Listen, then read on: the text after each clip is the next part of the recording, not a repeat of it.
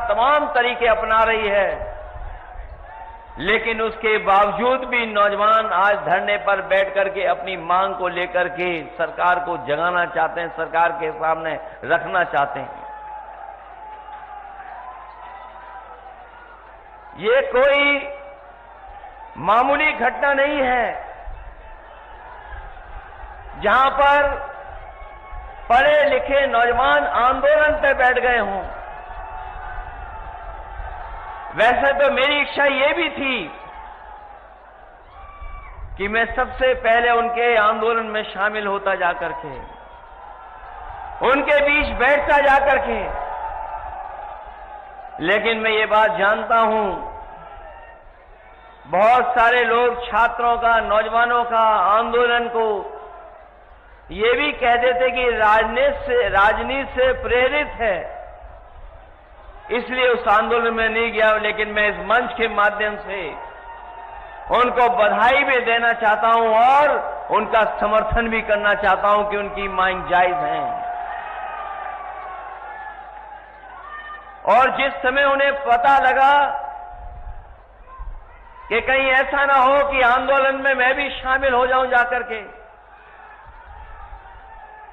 उन्होंने खबर सुनते ही छात्रों को हटाना शुरू कर दिया।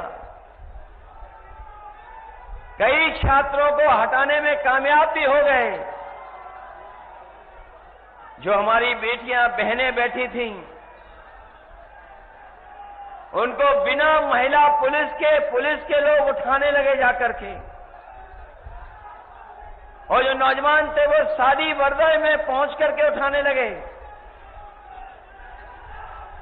इस कायराना व्यवहार के लिए मैं सरकार की निंदा करता हूं। इस लोकतंत्र में इससे ज्यादा शर्मनाक घटना और कोई नहीं हो सकती जो प्रयागराज में, इलाहाबाद में इन्होंने छात्रों के साथ किया है, और जो नौजवान धरने पर बैठे अपनी मांग को लेकर के। ये वही सरकार के लोग हैं जो लोग ये कहते हैं कि 1 नेशन 1 इलेक्शन। ये सरकार वो है जो कहती है 1 नेशन 1 इलेक्शन। लेकिन सोचिए, उत्तर प्रदेश में एक चुनाव नहीं करा पा रहे हैं। चुनाव तो छोड़िए, जो हमारे छात्र नौजवान हैं उनकी परीक्षा भी नहीं करवा पा रहे हैं। जो लोग कहते हैं एक इलेक्शन पूरे देश में एक साथ हो जाए, वो हमारे नौजवानों की परीक्षा भी नहीं करा पा रहे हैं। लेकिन हम जानते हैं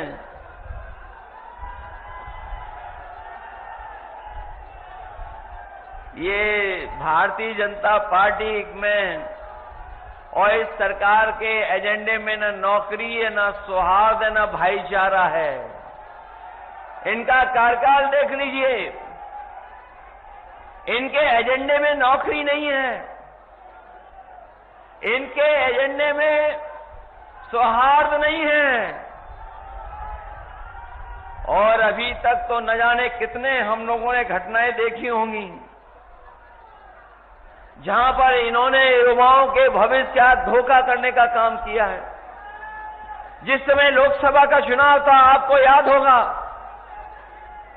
हम लोग ये बात जगह जगह कहते थे कि ये सरकार वो है जो पेपर लीक जानबूझ करके कराती है, और पेपर लीक इसलिए सरकार कराती थी क्योंकि नौकरी इनके एजेंडे में नहीं थी। और उसी का परिणाम यह है कि इन्होंने नौजवानों को नौकरी नहीं दी, उनका भविष्य अंधकार में धकेलने का काम कर रहे हैं। ये भारतीय जनता पार्टी का इतिहास बन गया है कि अगर पेपर लीक होगा तो उसमें भाजपा के लोग शामिल हैं। पेपर लीक में भाजपा के लोग शामिल हैं। परीक्षा प्रणाली में हेराफेरी करने वाले में भी भाजपा के लोग शामिल हैं। परीक्षा की तारीख भी टालने वालों में भाजपा ही के लोग शामिल हैं। और सबसे ज्यादा परीक्षा रद्द हो जाए उसमें भी भाजपाई लोग शामिल हैं। आरक्षण मारने वाले भी भाजपाई हैं और रिजल्ट लटकाने वाले भी भाजपाई के लोग हैं। और अगर रिजल्ट बन भी जाए, आ भी जाए, तो कोर्ट में भी लटकाने वाले अगर कोई हैं तो वो भाजपा वाले हैं। नौजवानों के भविष्य के साथ बड़े पैमाने पर खिलवाड़ कर रहे हैं। और इधर तो जब से समाजवादियों ने पीडीए का नारा दिया है, इन्हें डीएपी भी पीडीए ही नजर आने लगा है।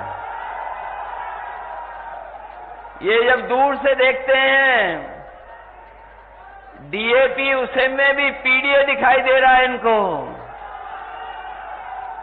ये अक्षरों से खिलवाड़ कर रहे हैं, अक्षरों से दुश्मनी रखते हैं, इसलिए पीडीए के साथ तो कर ही रहे हैं धोखा। वहीं डीएपी भी कहीं किसानों को उपलब्ध नहीं करा पा रहे हैं। अभी तक तो ये बोरी की चोरी करते थे, अब तो डीएपी की